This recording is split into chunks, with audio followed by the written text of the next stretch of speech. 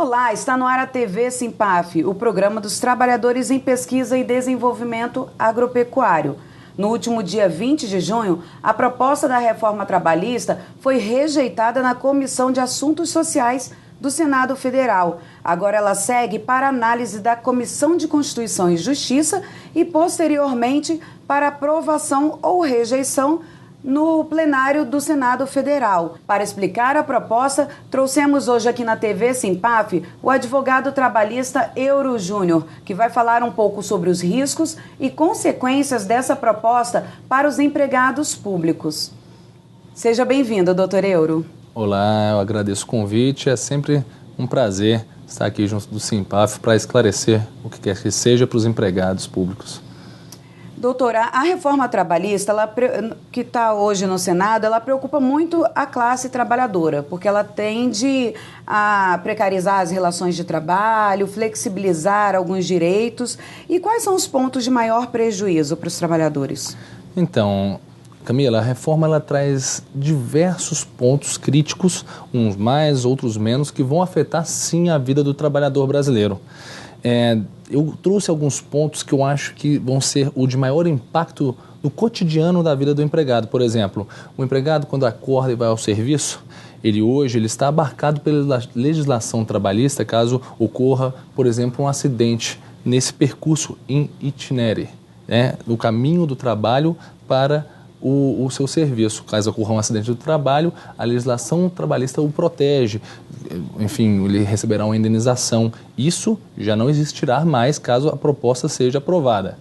Outro ponto que vai ser bastante prejudicial ao trabalhador é quanto ao horário de almoço. Hoje nós fazemos todos 1 hora, é possível fazer 2. Agora, com a reforma aprovada, caso seja aprovada, obviamente, esse horário pode ser reduzido até 30 minutos ou mais, desde que o patrão pague a hora extra do período que for suprimido. Ou seja, o seu patrão pode virar para você e falar, olha, você só vai ter 15 minutos de almoço, os outros 15 minutos eu vou pagar com uma hora extra. O que é diferente do que nós temos hoje, que é no mínimo 1 hora de almoço. Sim. E sem mencionarmos que a hora extra que receberíamos caso nós não trabalhássemos, não tirássemos o horário de almoço, seria 50%, um adicional de 50% em toda a hora. Agora, com a reforma, não, é só aqueles 15 minutos.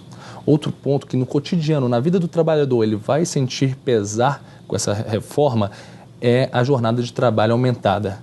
Hoje, nossa jornada de trabalho é de 8 horas, podendo ser aumentada em 2 horas extras, ou seja, podem ter até 10 horas de trabalho diários. Com a reforma, nós ampliaríamos para 12 horas diárias. Imagine você trabalhar de 8 da manhã até 8 da noite. É isso mesmo, sem intervalo, com intervalo de meia hora até 8h30 da noite. Entendeu? Isso também é bastante gravoso, só ressaltando que tem um limite de 220 horas por mês, uma ampliação desse limite que hoje é de 160, 176 horas de trabalho.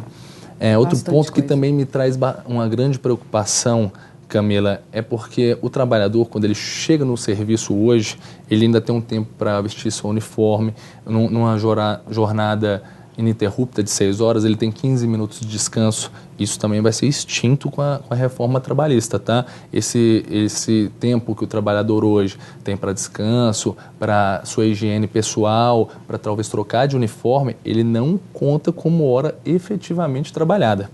E o salário e o bolso? Pior ainda. Por quê? Alguns benefícios como bônus, premiação, bati uma meta, você vai ganhar um pouco a mais. Ganhos como diárias, hoje em dia, se você tem mais de 50% da sua remuneração com diárias, essas diárias incorporam, tem natureza salarial e todos os reflexos trabalhistas, FGTS e INSS, atingem essas verbas, isso acabará também. Então, bônus, prêmios, esses 50% sobre as diárias que você tem, isso tudo vai perder a natureza salarial. Perdendo essa natureza salarial, o que ocorre? Elas podem ser, inclusive, suprimidas. O empregador, virar e falar, olha, você não tem mais direito a esse bônus. Vocês bateram essa meta durante 6 meses e agora vocês não vão ter mais esse bônus porque não tem natureza salarial. Falando já de um aspecto de rescisão do contrato de trabalho, Hoje, quem tem mais de 1 ano de casa, quem tem um contrato de trabalho que tem uma duração maior que 1 ano, ele vai fazer, caso haja rescisão desse contrato de trabalho, ela deve ser feita junto a um sindicato ou a DRT. Essa obrigação acabou.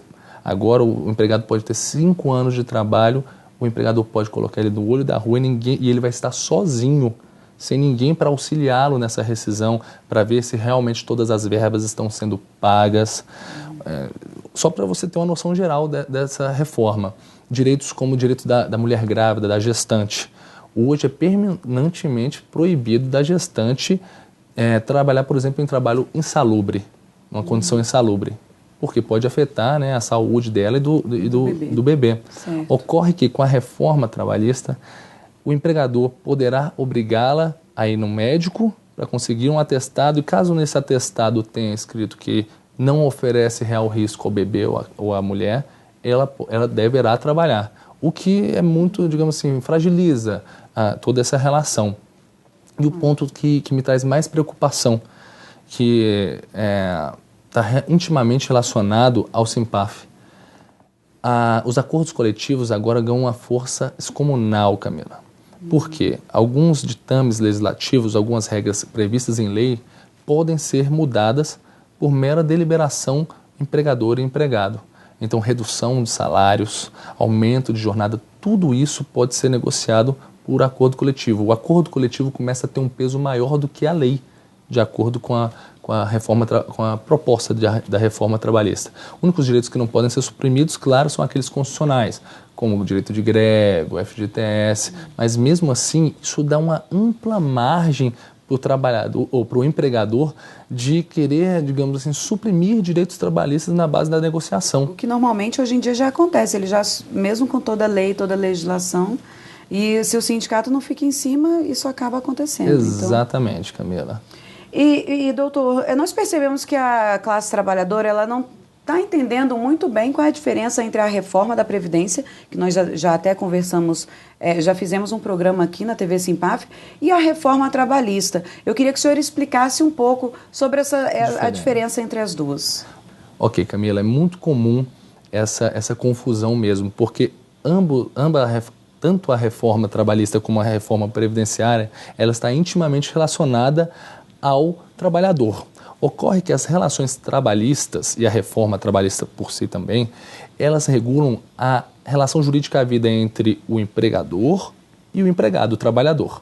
Então, por exemplo, férias, 13º, tudo isso são direitos que quem paga e quem recebe é o empregador, o patrão, e o empregado. Já a relação previdenciária e a reforma previdenciária que está vindo aí, ela regula outros direitos, que são entre o trabalhador e o Estado.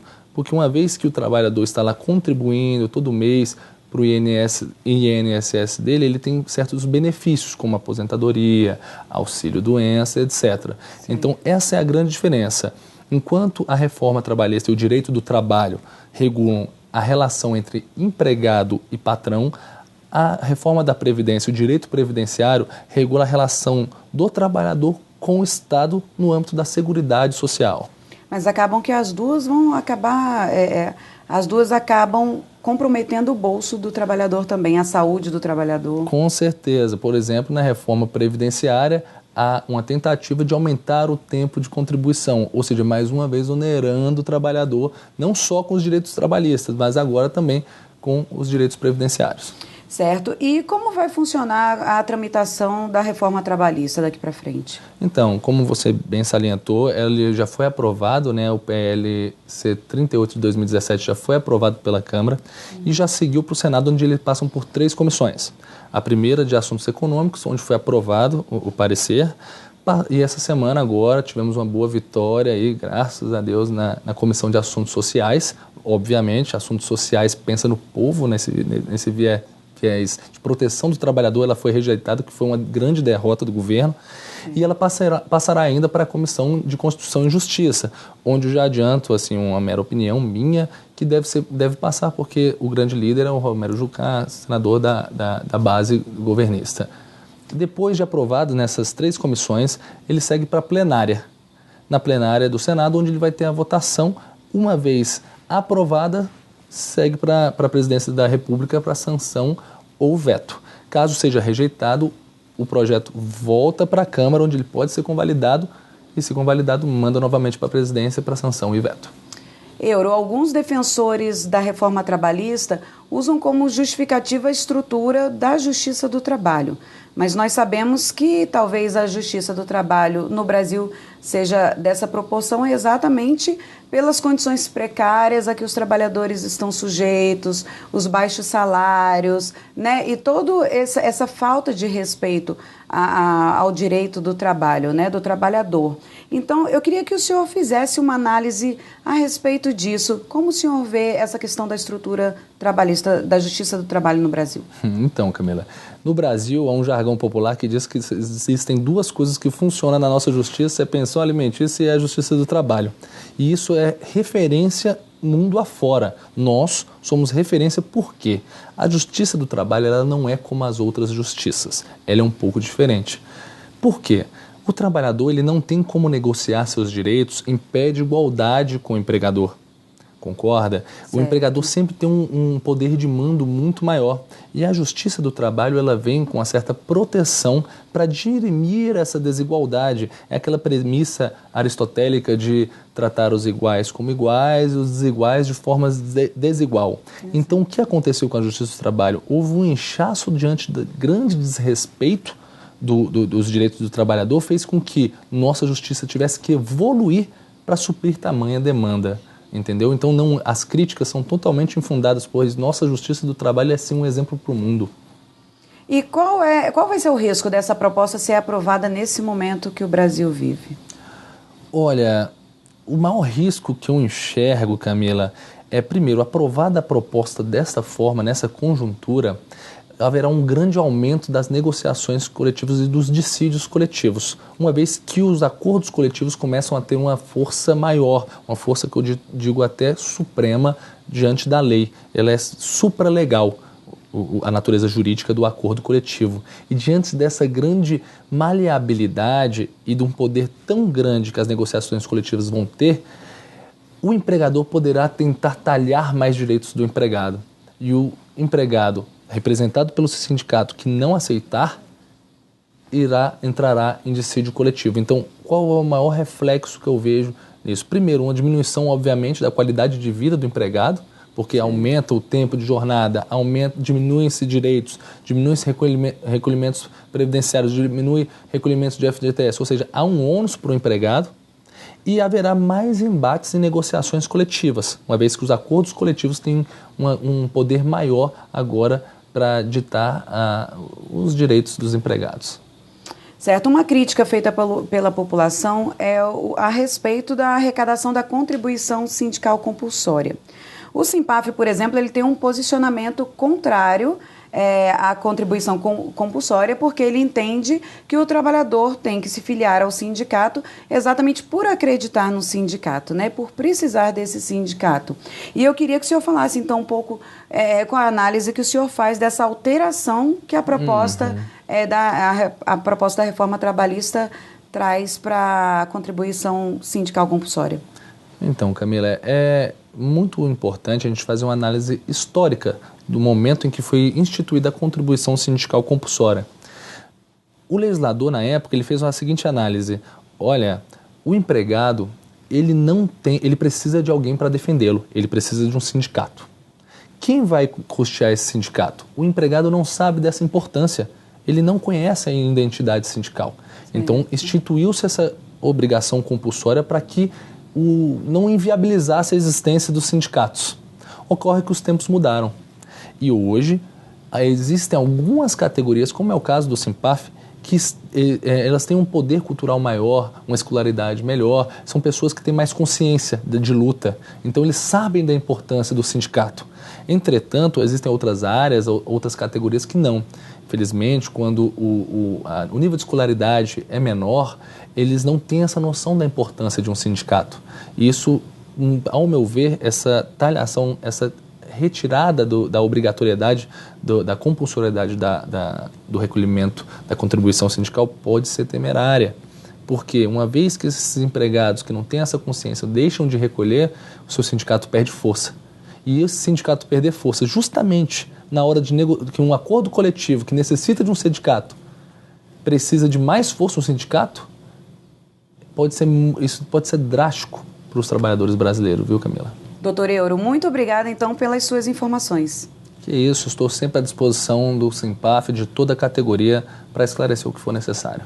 Obrigada mais uma vez. Então, fique atento às discussões sobre a reforma trabalhista aqui na TV Simpaf. Você também pode encaminhar as suas sugestões ou dúvidas para o e-mail comunicação@simpaf.org.br, sem o tio e sem o cedilha. Você também pode gravar um vídeo com o seu próprio celular com o telefone na horizontal de 10 a 15 segundos e encaminhar também para o mesmo e-mail. Continue acompanhando essa e outras notícias pelo site do Simpaf, www.simpaf.org.br, ou também no nosso Facebook, Simpaf, Sindicato Nacional dos Trabalhadores. Até breve!